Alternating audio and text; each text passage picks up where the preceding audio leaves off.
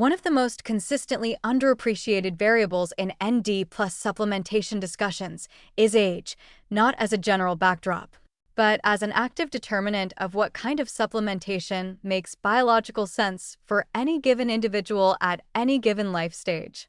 ND plus synthesis declines approximately 50% between the ages of 20 and 80, driven by reduced expression of the NMPT enzyme, increased NAD plus consumption by the CD38 enzyme, whose activity rises with inflammation and aging, and progressive mitochondrial dysfunction.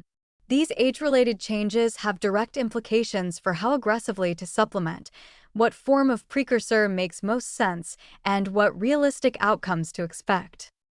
For people in their 20s and 30s with intact ND plus synthesis machinery, the honest assessment is that supplementation needs are minimal for most individuals.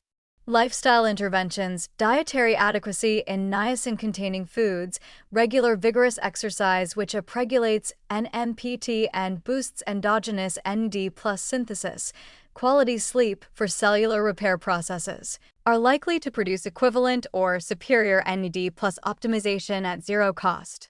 The exception would be individuals under extreme physiological stress, those with specific genetic variants affecting ND plus metabolism, or people with conditions that elevate ND plus consumption.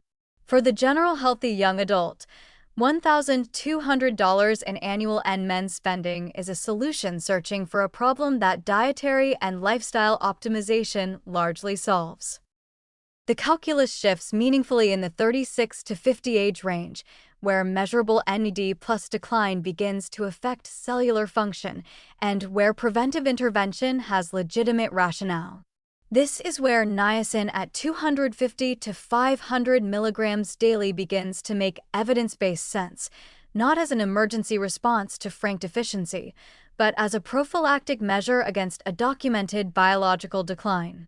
The cost is trivial, the safety profile is established, and the intervention aligns with actual physiology.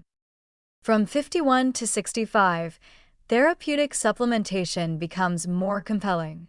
NAD plus decline is more pronounced, mitochondrial function more compromised, and the cumulative cellular damage that accelerates aging more significant.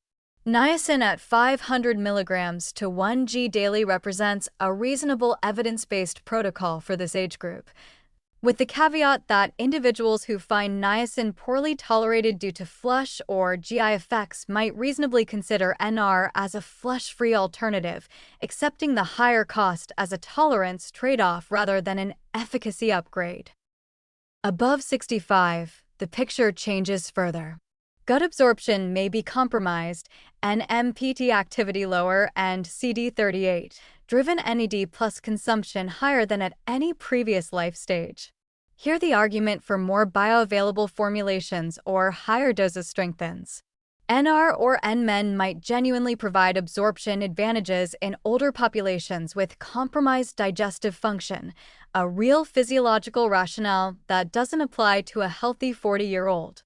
Combining higher-dose NAD plus supplementation with other established longevity interventions becomes more important as the biological stakes increase. Age-stratified thinking also points toward using biological rather than chronological age as the relevant metric. Epigenetic clocks and metabolic biomarker panels can reveal whether your cellular aging pace matches or diverges from your chronological years, informing the aggressiveness of your supplementation protocol more precisely than birth year alone.